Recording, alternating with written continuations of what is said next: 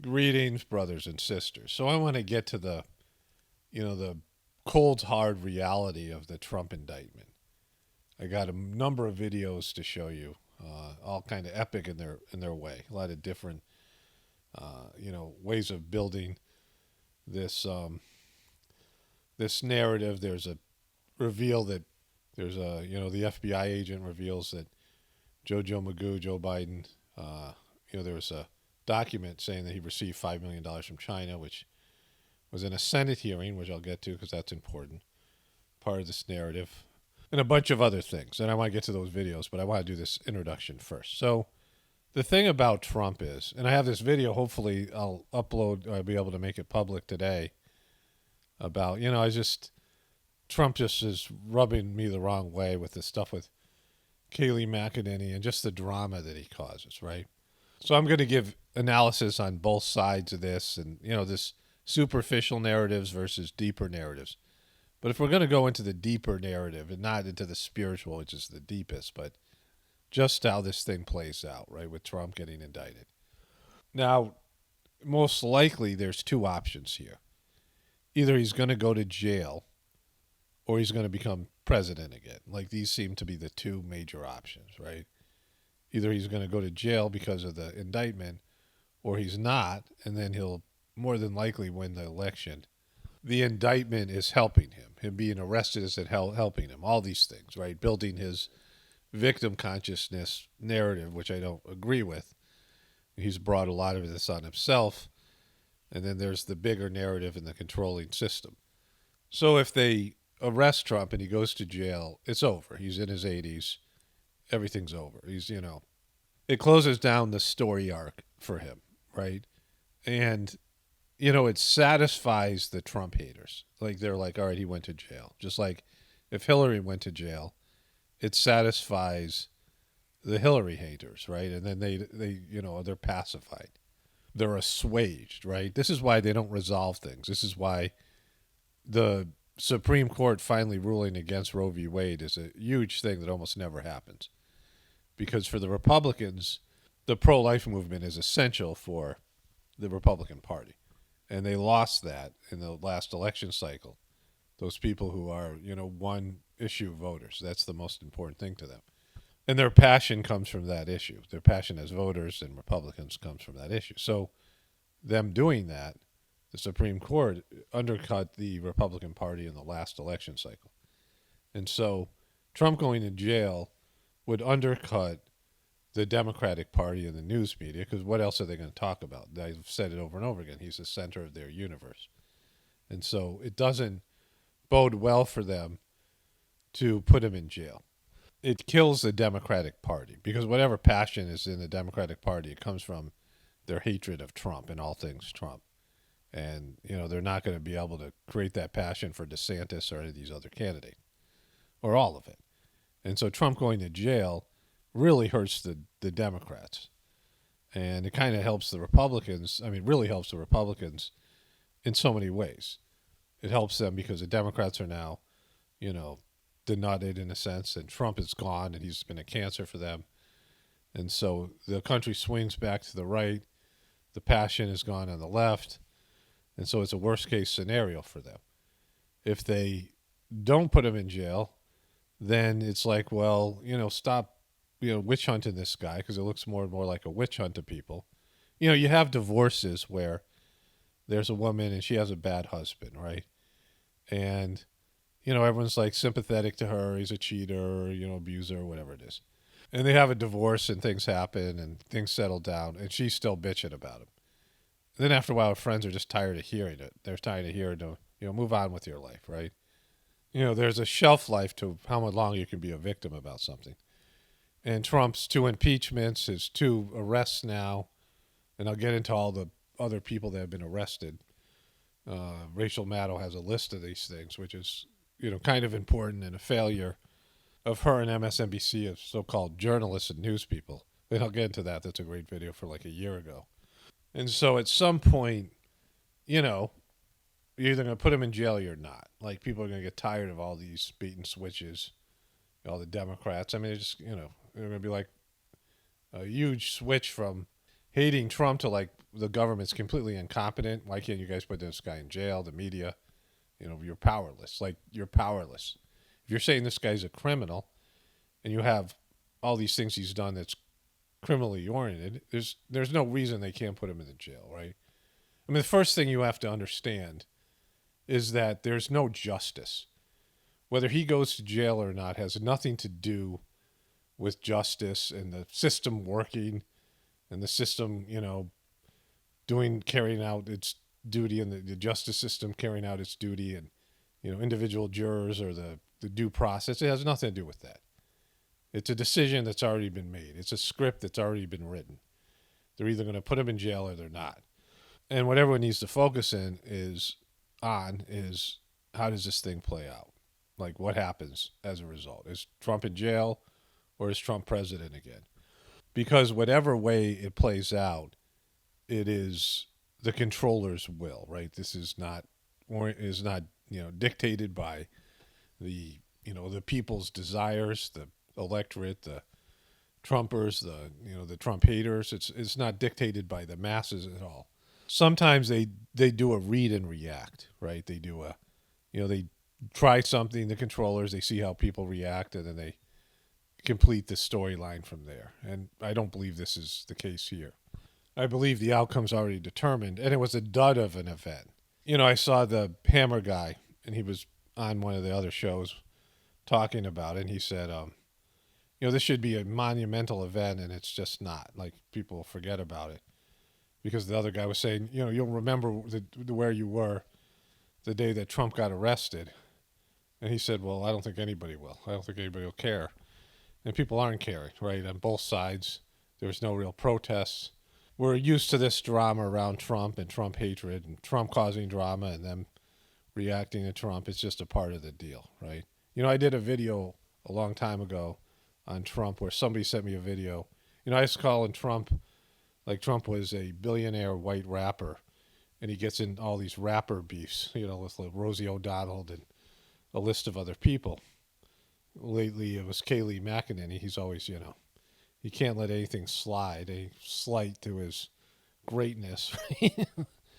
But this guy was showing how he was running his campaign like a reality TV star villain would, like someone who was a villain on his show, and how they draw all the attention to themselves. So it was a good video, like it was years and years ago. It was 2016. But that's what this thing is about, right? Trump is always provoking people, doing things to get them to react, the left, and it causes him to be, look like a victim, and it galvanizes his support, and he's just this personality. It's like you're watching a reality TV show villain that has a large amount of fans, all these things. And it drives the narrative, it drives the interest, right? When there's a villain, it makes the show a lot better. We've seen this over and over again. It plays out on these reality TV shows where there has to be a villain or the show is unwatchable. And it's even better when the villain is a villain to some and a hero to others. And then when he's a hero, then the other people mistreating him are the villains, right? It's just, it works out. It becomes an interesting show for both sides to watch. And Trump is the unique kind of person that can inspire love and hate, right? But he's clearly jumped the shark. He's like an angry old man. He's bitter. He had his shot. He had his chance to change things, right? He could have changed things, and he didn't. He had his chance to, make America great again, and he didn't. He failed. Now, there was other failures, but the big failure was COVID. He got worked so bad on COVID, he could have stood up and told truth. Like, if he was a truther and he was your guy and he was there to protect you, he could have called BS on COVID. And he could have, not done Operation Warp Speed and, wear a mask and all the things that he did to, he caved. They pressured him. He caved. He said some things and then they went after him and he kept on caving and he followed their narrative. He walked right into it. He allowed them to shut down everything, which allowed them to hide JoJo Magoo. And then he got worked by everything else up and through the election and then post-election. And, then he bailed on his supporters. And so, the guy isn't that guy, right? His chance to be somebody different, somebody who was for the people, he's not in it for you. Like he's in it for himself, right? He always does what he thinks is best for himself. And, then he says he's doing it for you and he's not, these things. He had his opportunity. And he's been exposed just as like every other politician as being a fraud and a complete controlled pawn. That's what he is, just like all the rest. And so the way this plays out is the way they want it to play out. All right, so let's get into the videos. I'll come back to some of these points as we go through the videos here. Okay, so this is a video from 1 year ago. Somebody sent me this on Instagram, and it was a doctored video. It was an Instagram video, but I found the original, which is a little bit hard to do. It took me 5 minutes, so it was a little bit harder to find than some of the other ones. And it speaks to, let's just watch the thing. People got in trouble during presidencies. Even high-ranking people from various presidents have been in trouble in all of those eras, right, and others.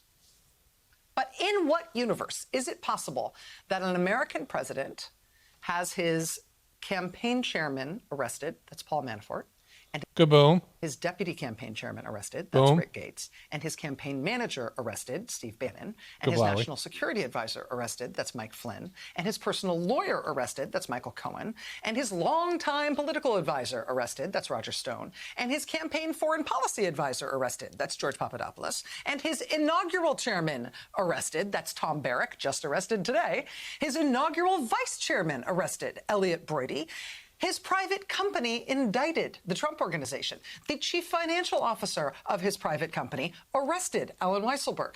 His foundation/charity shut down as a fraud. That's the Trump Foundation. His quote-unquote school shut down after a fraud suit settlement, Trump University. And not to mention, during his one single term as president, not one, not two, not three, not four, but 5 of his cabinet secretaries were referred for federal criminal prosecution in one term. We just today got the Inspector General report on Trump Commerce Secretary Wilbur Ross and all the details of how that investigation concluded that. Okay, so her point of view here, go back to the graphic, these various people here, is that Trump is completely corrupt, right? That he is so corrupt that all these organizations and people around him are arrested. And that's one way of looking at it. And there's some truth to that. Trump is corrupt, and he is, Trump. But so is everyone else in Washington, D.C. It's a town of corruption. It's a city of corruption, a country of corruption. Politics is rife with corruption. It just is. In every country, in every era, politics always goes the way of becoming more and more corrupt, right? Power corrupts, money, power, and political power, and all these things, right? Military power. So much money on the table, and it's a, corrupt institution, the governments and all the things around it. So the other way to look at it is, why is he being singled out? Why is everyone around Trump? This is a year ago. This is before Trump got arrested himself.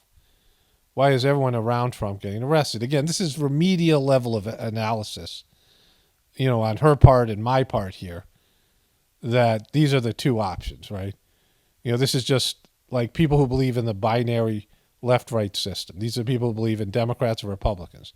So you could say this indicates that Trump is a criminal, all of his associates getting arrested, and then these people as well. That means that Trump is a criminal, or it means that they're targeting him and it's a witch hunt. And both things are true at a very remedial level. Trump is always pushing things. He's always, pushing the envelope. And, that's what Trump does. He provokes people. And he's always someone who skirts the law. But so do all these other people in a different way. And they're not charged, right? And so let's go to I got a video from CNN. Let's go to that next that I copied with my phone last night. His name, is it only because he's Trump? So the parliamentary mentioned prosecutorial misconduct. So you do discovery, and then the defense has an opportunity to make motions to dismiss. Okay, so I missed a little bit of this segment, but the guy was talking about how people are going to say that they're just going after Trump because of the political motives, which, of course that's part of it. That's it's a big part of it, right? And earlier in the day, I saw Somber Tide Jake Tapper's, Droopy Dog Jake Tapper's, talk about how the Justice Department gave Trump every opportunity to turn over the documents, and that Trump just thumbed his nose at justice. And this guy, they're going to say it here again, so I'm going to show you this part, then I'm going to comment on that. That a former president's residence property was searched. There was a discussion, the attack of that. Was it an unauthorized raid? What were they doing? Was it overkill? The speaking indictment that we have now, which of course is the fruits of the arraignment today, shows quite the opposite, that the DOJ gave them off-ramps, was deferential, extra time, even as they were concerned that these classified materials were there. And so it's interesting for people who don't want to listen and don't follow facts, then today doesn't mean anything to them. I just want to stop here. He said, don't follow facts, but this is mainstream media, left-leaning mainstream media facts, right? Governmental facts, of liars and cheaters and lawyers. These aren't facts. These are the establishment facts, right? That, you have no credibility as an establishment. Just wanted to point that out. But some people, even who were predisposed to be critical of that initial search, read this indictment, see the facts, and are saying, uh-oh, this was well supported. Take a look at Fox's Brit Hume on that evolution. Above all is his defiant refusal to turn the documents, all of them, over when asked to do so, and that is what led to that raid, which I initially thought was an overstep. But if the details of this indictment turn out to be true, that raid was very much valid. So look, he hits the nail on the head. The fact that distinguishes this case from Hillary Clinton, from Biden, from Vice President Pence is the obstruction. Among other things, principally the obstruction. If he had complied with the request initially, we wouldn't be sitting here having this discussion now. And so, it's a big deal. They're going to get the search warrant affidavits as part of discovery, and they can move to suppress the evidence if those. So what the guy goes on to say here is that the whole thing's about obstruction of justice, right? That the other people, Hillary and Biden and all these other politicians who had similar situation, cooperated and handed over the documents or did what they were told to do. And the reason Trump is being charged is because he didn't. And that has nothing to do with politics, which nobody believes that, right? Nobody believes. Trump is just different. But let's go with a binary system level of analysis here. I'm just analyzing, not as a truther, but just as somebody who believes in, like somebody who would believe in the left-right paradigm, would believe in the Democrat-Republican narrative, right? The binary narrative. And on that level, if their argument, again, I saw this on the same day by two networks. It's the same point of view. That Trump's behavior, that after it was revealed that he had classified documents and he'd been contacted by the Justice Department and the archive people and all these people that are in charge with that Trump was such a dick that it led eventually to the raid and to the charges. That Trump's lack of cooperation is what caused this. And that's the only difference between Hillary and Biden and the rest of them, right? And so that's a, interesting argument. I can believe that. Like I can believe that as, Trump is kind of a boop, he's kind of an boop. He's kind of a boop hole, right? He's obstinate and stubborn and self-righteous and all these things. And I could see him cooperating less or not cooperating at all and being, he's not part of the club. And that's what has been a knock on Trump all along. He hasn't acted presidential. But what they do by making this argument, and they made the argument in the indictment, and now they're making the argument on these networks, is they're saying that it really wasn't a problem, his having the documents. That the documents he had and the issues that Biden and Hillary had and Obama and all these other people had were all the same, and they're not really a problem. And Jake Tapper even went on to say, again, I don't have the video, and I could go look for it. It's not important.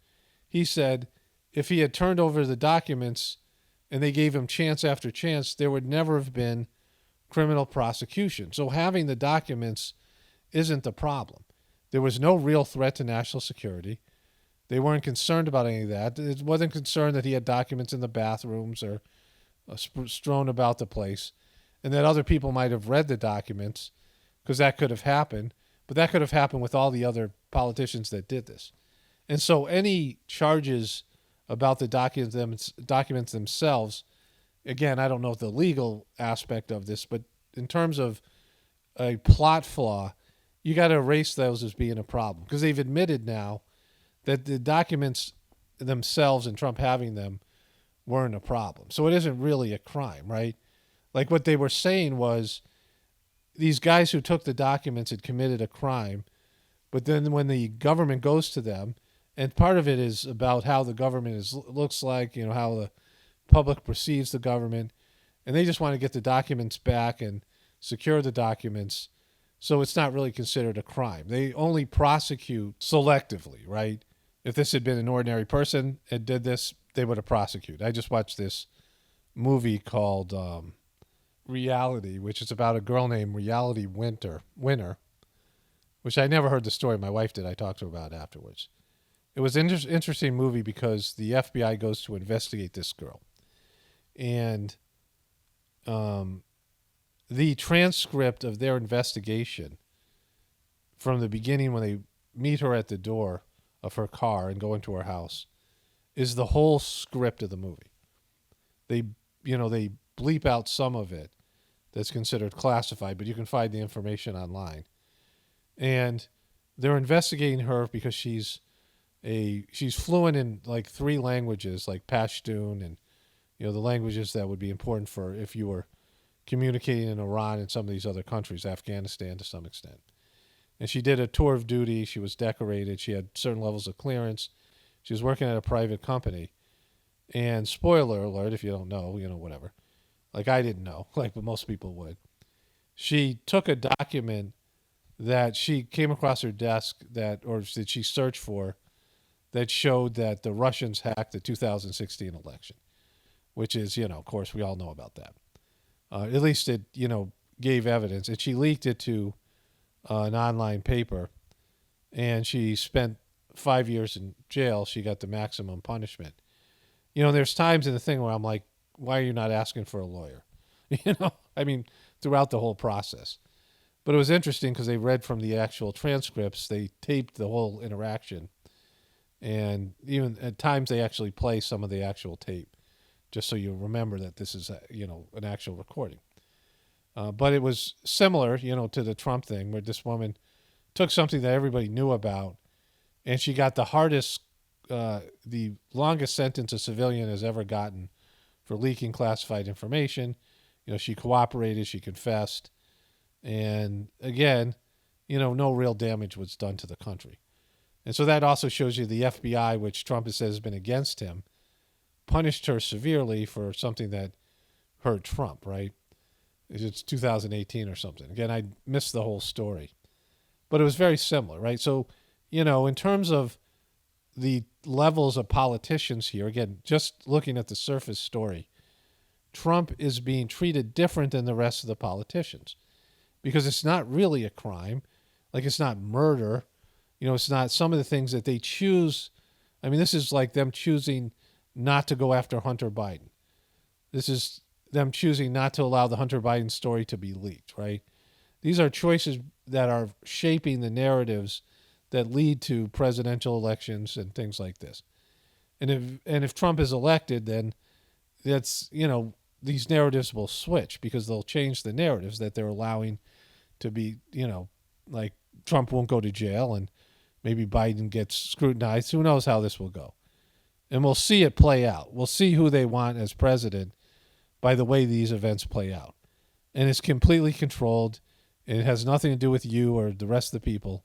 And there's going to be riots. Like, remember there were riots in 2020. There's going to be riots again. There's going to be, unrest as this. It's going to get ugly. You can see, if you can feel it coming. Things are breaking down and you can see it. There's going to be all these things.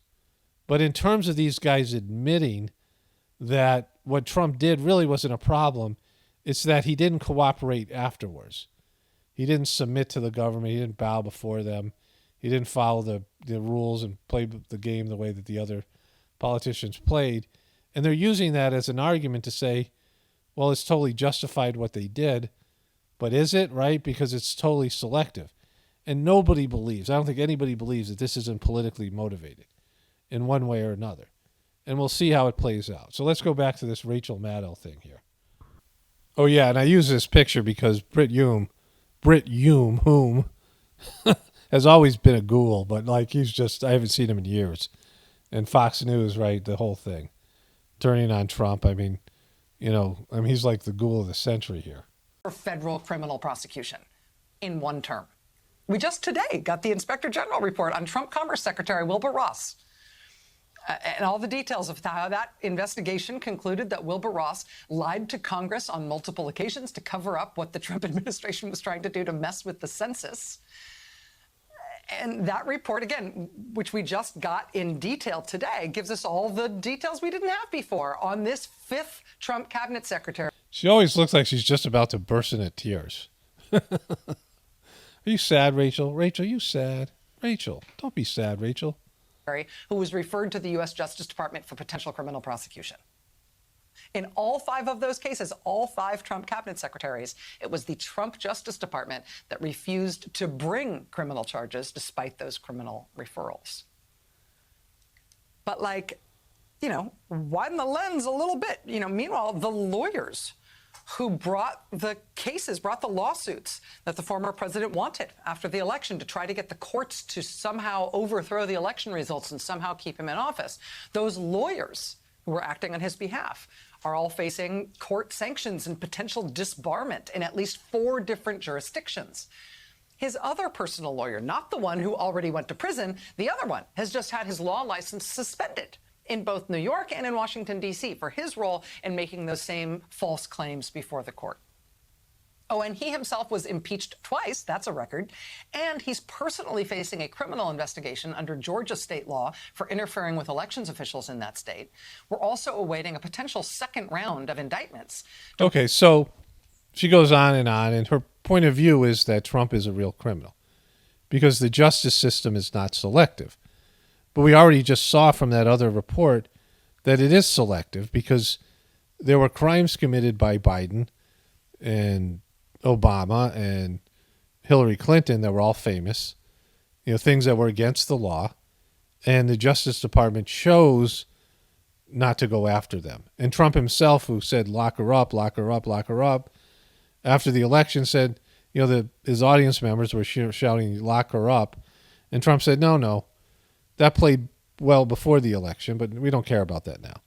So Trump was all, in his debate with her and said, you'd be in jail if I were president. Remember that big moment. I've showed you these things before. I'm not showing you. I put them in 10 different videos. And so I got more important things to do here than go find those things, but they're out there, right? And so we all know that.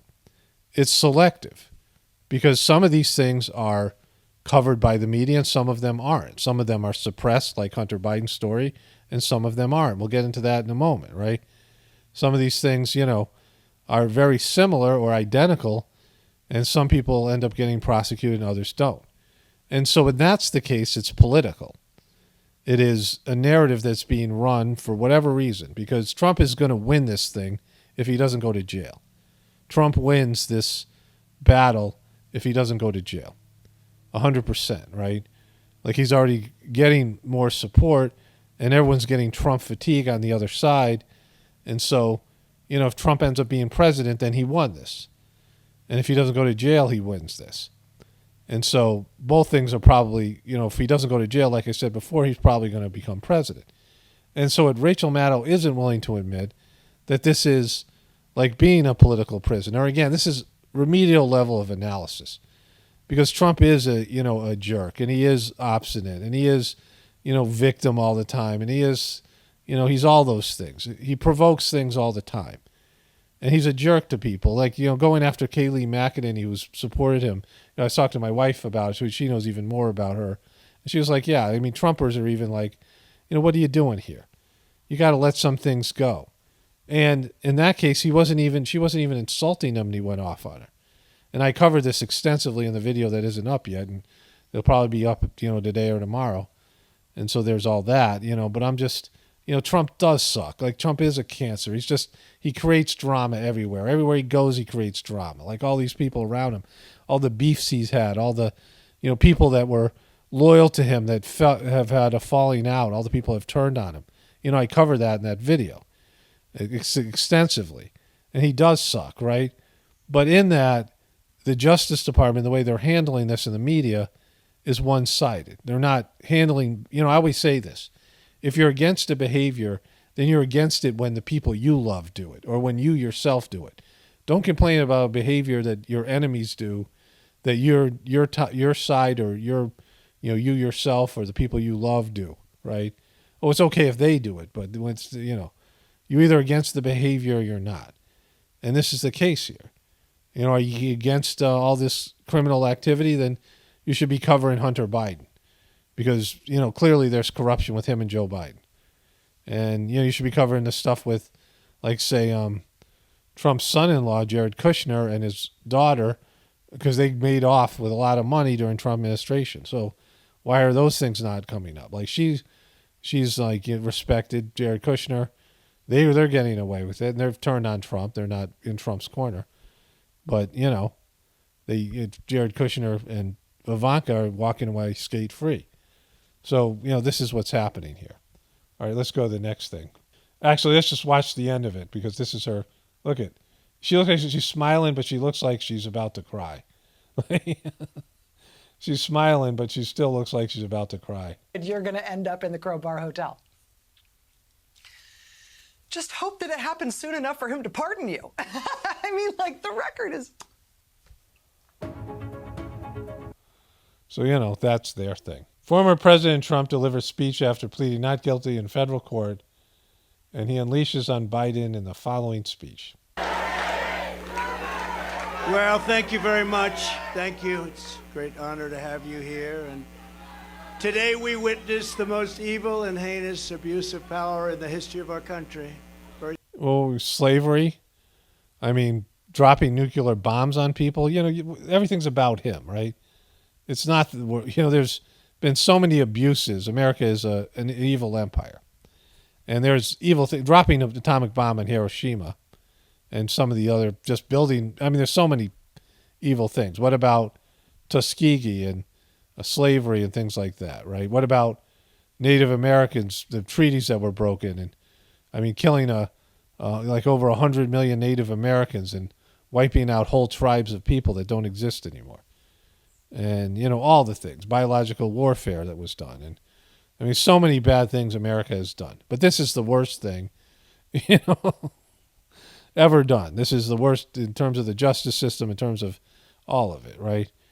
Come on. People who've been sentenced to death, it turned out that they were innocent. Or, arrested and thrown into jail with, when it was some kind of, a rigged plot that was turned out to be the person was innocent or whatever. Trump is just that guy, right? Everything's about him because he's, that's how he talks. He's the biggest, the best, and it's, it's jumped the shark. Like, he's over. It's just fish boy. Very sad thing to watch. A corrupt sitting president had his top political opponent arrested on fake and fabricated charges of which he and numerous other presidents would be guilty, right in the middle of a presidential election. Okay, so you're talking about that senile drooling MNFer that's some criminal mastermind. I've said this before. Like, Trump is either a dope or he's a criminal mastermind, but he can't be incompetent clown and also a criminal mastermind. Same thing with Joe Biden. You can't be both. When you're talking about somebody, you can't make a narrative of the guy being mentally incompetent and then also orchestrating this thing. You could say his handlers did, and this is the way that Trump is not telling the truth because he wants it to be about Biden because he's his opponent, right? And Trump knows that Biden's handled because he said it himself, right? The guy can barely, complete a sentence. In which he is losing very badly. This is called election interference and yet another attempt to rig and steal a presidential election. More importantly, it's a political persecution like something straight out of a fascist or communist nation. This day will go down in infamy, and Joe Biden will forever be remembered as not only the most corrupt president in the history of our country, but perhaps, even more importantly, the president who, together with a band of his closest thugs, misfits, and Marxists, tried to destroy American democracy. He gets some partial credit for using the word misfits. Because that's funny, right? But again, this is not going to be determined by the Justice Department. There isn't going to be justice here. They're either going to railroad Trump and throw him in jail, which I would be shocked, in so many ways by that. Like, I can't believe that that's going to happen.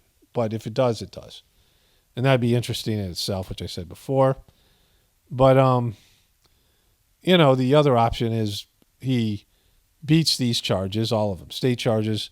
And I don't know how, it could be even more muddied or whatever. Not clear, right? Mistrials, I don't know. Things that leave it lingering. They're not going to resolve it is the other option. It's not going to be one way or another or just going to linger on.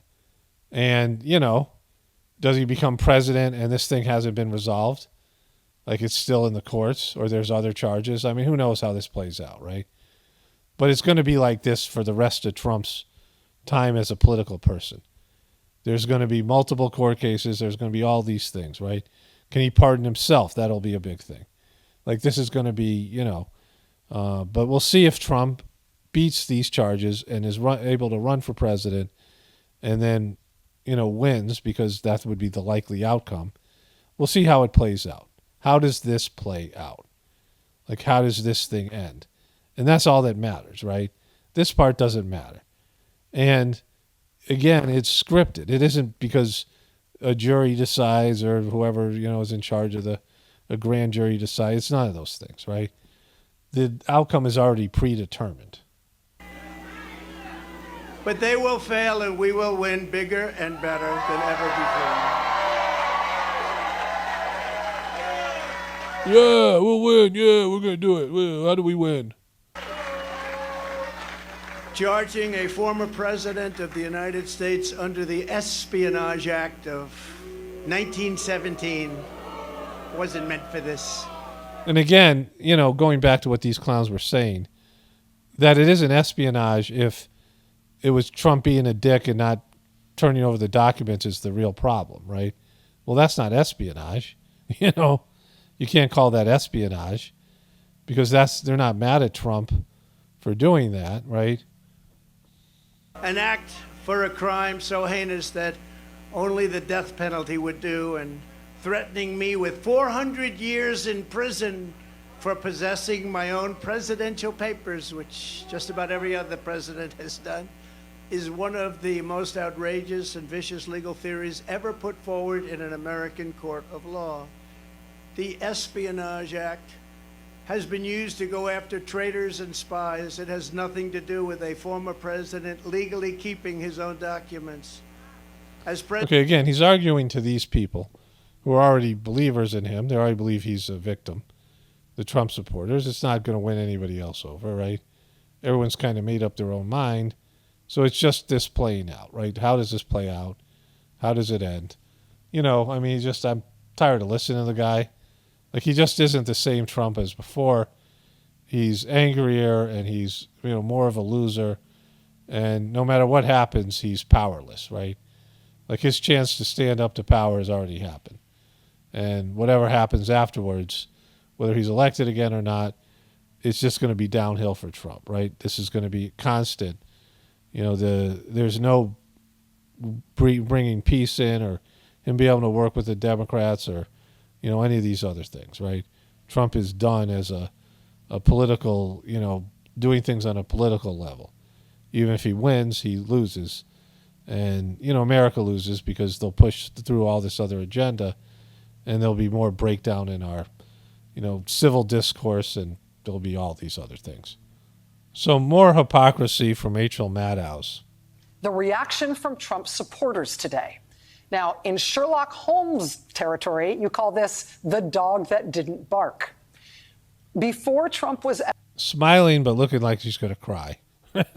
ever indicted, he said if he was ever to be indicted, the country would rise up and protest. He said, we are going to have in this country the biggest protests we have ever had.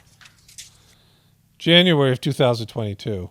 In September, he said, if any prosecutor dared to indict him, quote, the people of the United States would not stand for it. Turns out the people of the United States would stand for it. Ahead of his first indictment in New York, Trump directed his supporters in all capital letters, it's time, protest, protest, protest. They did not. Only a small crowd turned out when he was first indicted in New York. Let's let her finish here. Small crowd that included a substantial number of anti-Trump folks. It was all over in a couple of hours. Ahead of this federal indictment today, Trump once again told his supporters to protest. He told them to go to Miami, to convene there in a show of strength. Once again, no substantial crowd materialized. Yes, there were some Trump supporters there, but really no protest of any notable size. And of course, there's no shame in not having people protest your arrest. Well, then why are you claiming this? Trump is winning in the polls. He's winning this thing, and his poll numbers have gone up, and it cements his base, and it does all these things. It guarantees his nomination, only if he doesn't go to jail, right? All these things help Trump. We've seen this before. Everybody knows it was going to help Trump. Them arresting Trump, they know it's going to help him. They know it hurts all his other opponents, DeSantis and the Republican Party, all these things. We know this, right? And you guys all claimed about the big event in January, and now you're celebrating this non-protest, right? Making it sound like it's somehow a win when it isn't a win, right? I mean, protests suck. I've said this before. Protests don't work. And the way the January thing went, people are hesitant to go out and do those things, protest this way. And, people, I mean, it's not that big a deal. Like, his indictment isn't that big a deal, right? Like, most of you guys probably like, whatever, But there's an ending to this thing. There's a resolution. It's going to be resolved at some point. At least these indictments, the Trump presidency, the Trump everything is never going to be, they're never going to let the guy rest. And he's never going to not provoke them. Like, it's a bad divorce, and it's going to go on until Trump dies. Or he can't, be a public figure anymore. Either he disappears, he's arrested, or he dies, or he goes away somehow. But until he goes away, this is how it's going to be. This is how the Trump era ends, with just, constant, political and criminal charges, and just fallout, and hatred, and just disputes, and all these things. So this is from Forbes magazine. Shock moment. FBI official admits doc alleging Biden took $5 million in bribes. So this is a federal hearing, and this is admitted to by the FBI. Thank you, Mr. Chair. Senator Hawley.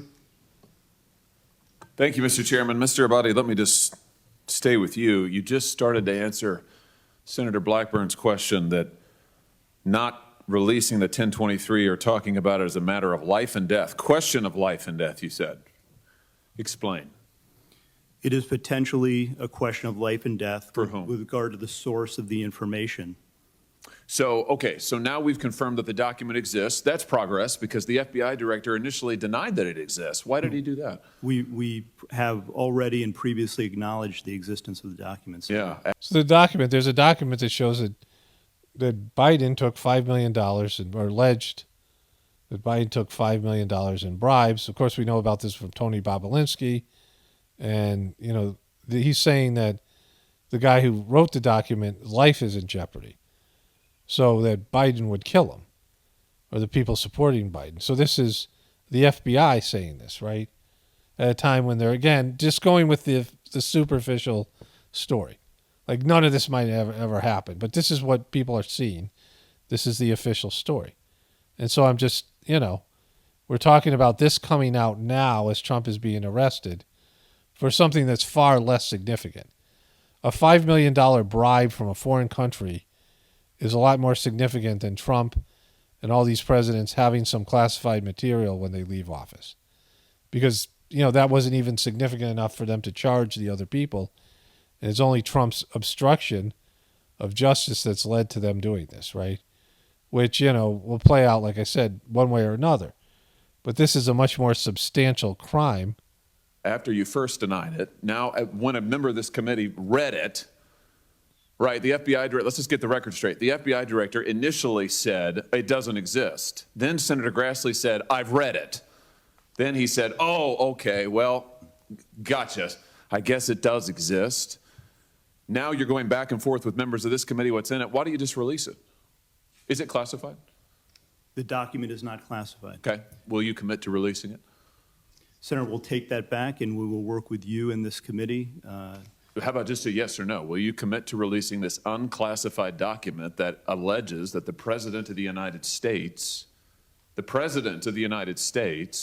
has taken $5 million or more in bribes from a foreign nation? The document has already been released pursuant to a subpoena to the House Oversight Committee. Has it been released to this committee? We'll work with this committee within the parameters that are established to meet the request. Will you release the document to the public? It's unclassified. Don't you think the American people have a right to see it? Senator, the document, as you know, contains sensitive information that has bearing on the life of the source of the information, potentially. You can read. So potentially Biden will kill this guy, his people, if they release the document, an unclassified document. Like, just think about what's being said here. This is not being covered by the mainstream media. This is on Forbes on a YouTube video. I could search it, but it's not something I see on the front page of the headlines. Obviously, I don't know when this was released. The video came out 19 hours ago. But think about this, right? Because Republicans are going to see this. I don't know if somebody sent me this. I don't know how I got this. Either YouTube recommended it to me or somebody sent it to me. I'm not sure which. And so either way, I didn't find this by looking at mainstream media and finding out about it. But you'll have it. And this is probably sent to me by someone on Instagram. And all you Republican Trumpers, right-wing truthers, all you guys are going to get it. All the Trumpers are going to see this. It's happening the same time that Trump's being indicted, right? And so it's destroying this story as a national story. But the right-wing people will get it, and it's going to make them angry. And again, I don't know if any of this stuff is true. On a deeper level, it's a game, this game that they play. But they're putting this out so the right-wing people are like, well, look at Biden, and why is he, and they're going to get angry that Trump's getting indicted and Biden has done something worse, because in their minds he's already been convicted of $5 million. And so there's that. And, all these other things, right? I mean, it's not a coincidence. You're being played, all you Trumpers. Like, this is to provoke you.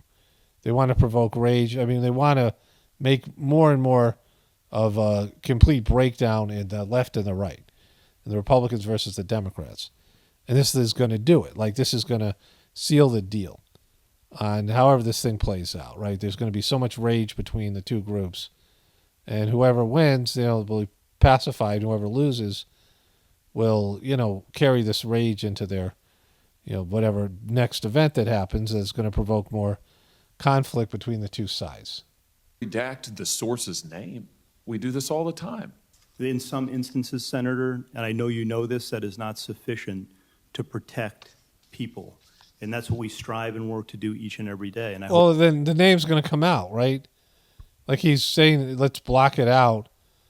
But, is it Tony Bobolinsky? Because we already know about him. And so the senator said, just redact it. Just, put a black marker over the guy's name. He said, well, that's not sufficient.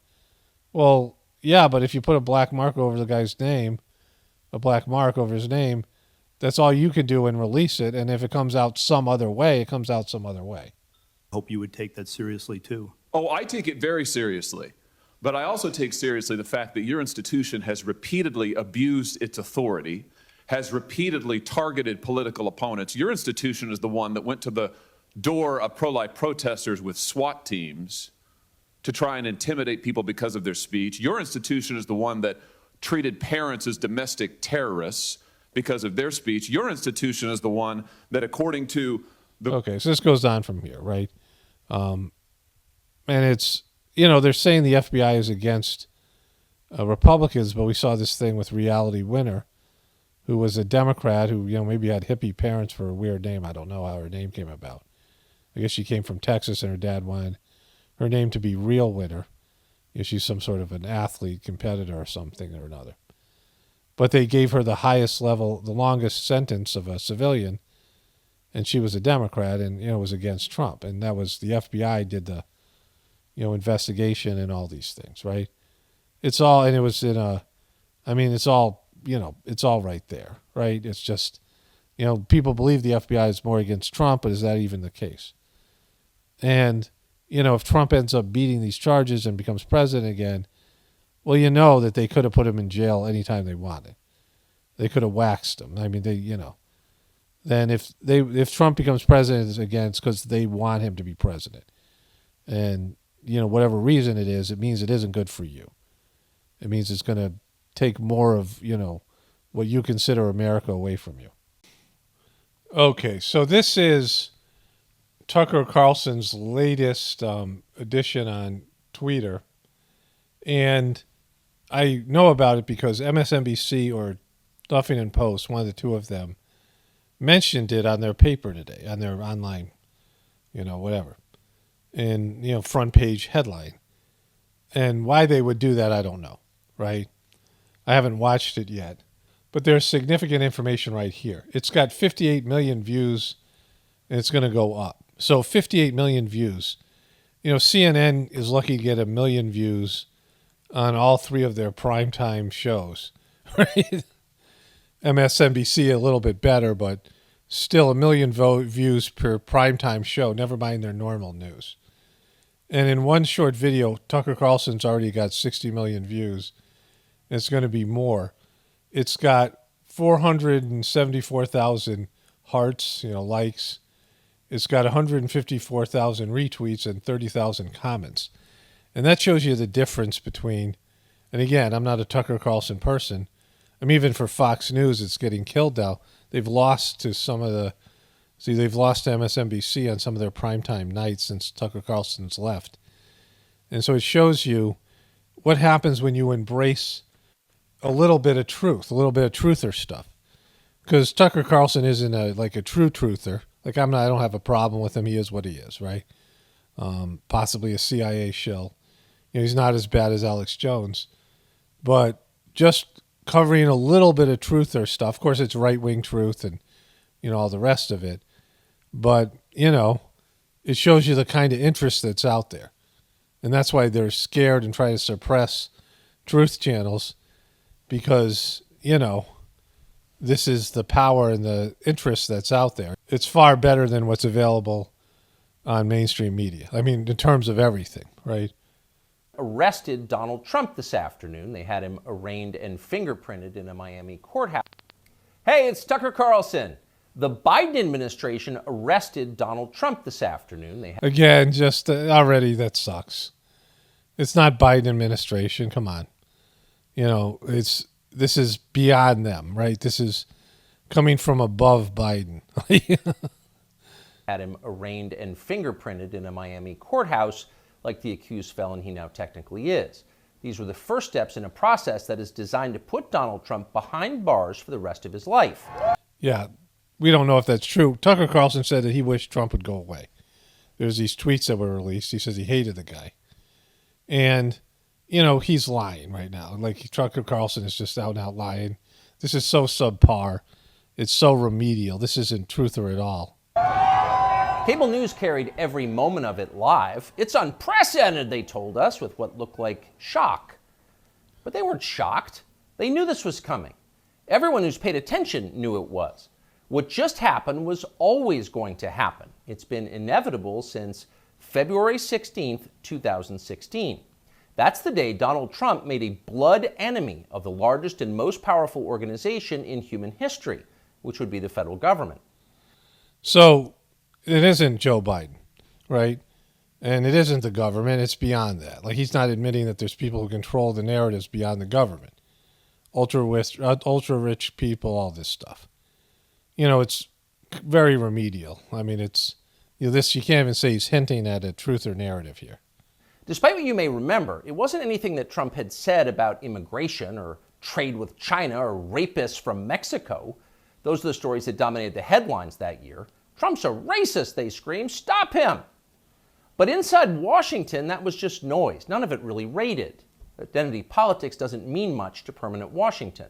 What matters, then and now, is foreign policy, the invasions and occupations and proxy wars, the decisions that determine which global populations will thrive and which will die. Okay, so if this is any truth to it, Trump is going to end up in prison and can't become president. They are making him a political prisoner. And either that's going to happen, and it still doesn't make this true, but, you know, that is whatever it is, right? Anything other than that means that what Tucker Carlson's just saying here is complete BS. If Trump doesn't end up in jail, prison, can't run for president, is a convicted felon, you know, everything else means that this is just a ridiculously stupid narrative from a, you know, a shill. Populations will thrive and which will die. The policies that come with trillion-dollar price tags, the ones that over time have made the counties around D.C. the richest suburbs in the world. In Washington, that's what actually matters. And it's obvious when you look carefully. When there's a debate about anything else, for example, the debt ceiling, both sides take their assigned positions and they start yelling. Okay, so it's really impossible to listen to. It's so remedial. Okay, so just to wrap this video up, if you are what I would call a right-wing truther and you're not a truther at all, and you have this narrative that either Trump is bad, but he's not as bad as Biden, or Trump is good and he's a savior, he's like you're a QB, and they're all targeting him, he's the one good guy and everyone else is bad.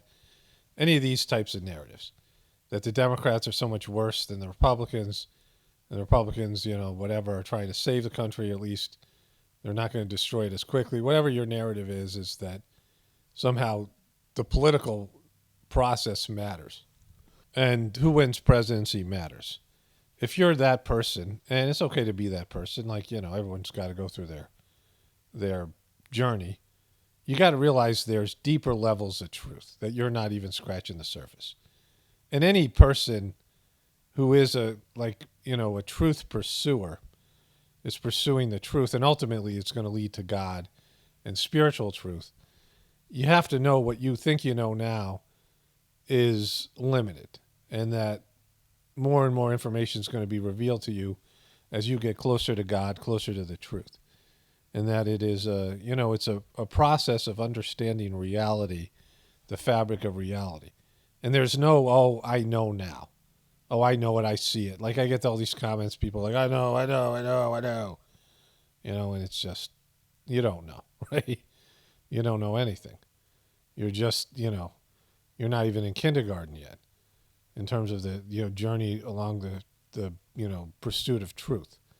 And so one thing that I've said over and over again that is a fundamental destroyer of the idea in the political process is the system is doing what it's supposed to, and it can't be saved. It can't be made good. It can't be made, can't be made great again. It can't be made any of these things.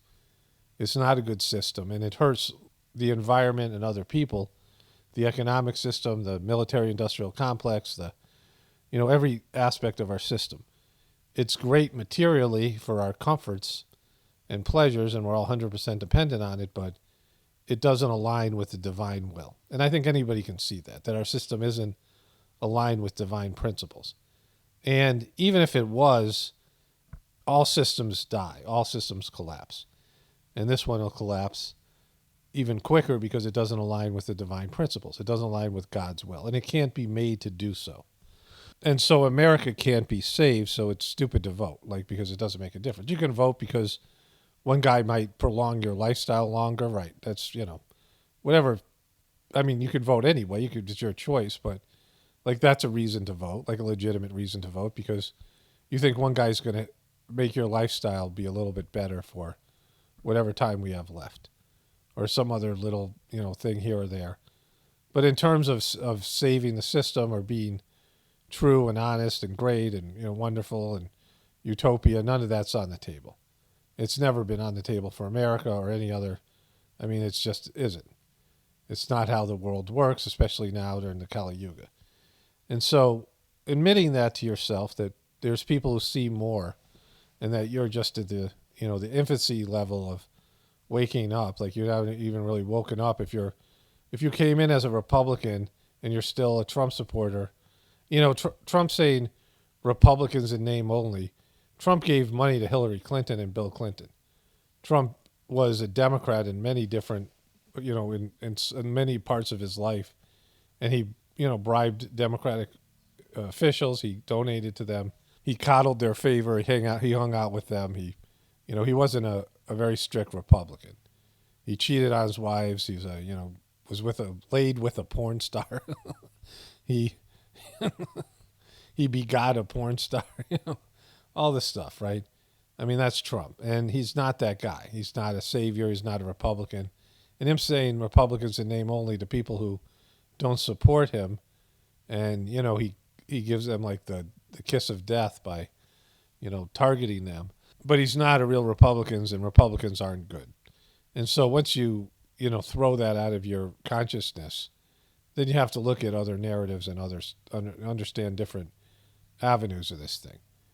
And when you fully embrace the idea of the left-right paradigm, which isn't that hard to do, and isn't that advanced in terms of critical thinking skills and truther stuff, but when you do that, like, it opens up all these other possibilities of understanding what's going on, and it frees you from your anger and your frustration, because that's what they're trying to do here.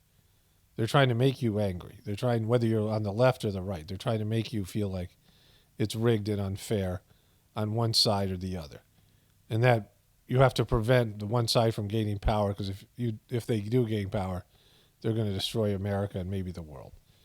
And that's what they're pushing for. They want you to feel hatred. They want you to feel all these things. And Tucker Carlson's feeding into this. Of course, all these other people I presented. Trump himself is feeding into this for selfish reasons, and they're all manipulating you. And it really doesn't matter, because it's been predetermined what's going to happen with Trump, whether he goes to jail or not. And like I said, I'd be shocked if he did, and I'd be grateful if he did, because it put the end to Trump. Just, the end of the Trump era. It's got to end, because he sucks.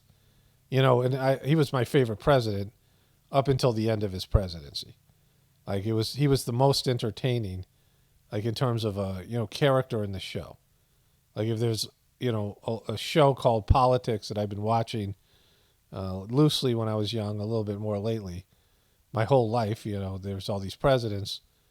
Trump was the most interesting and funny one in terms of the show, in terms of his character.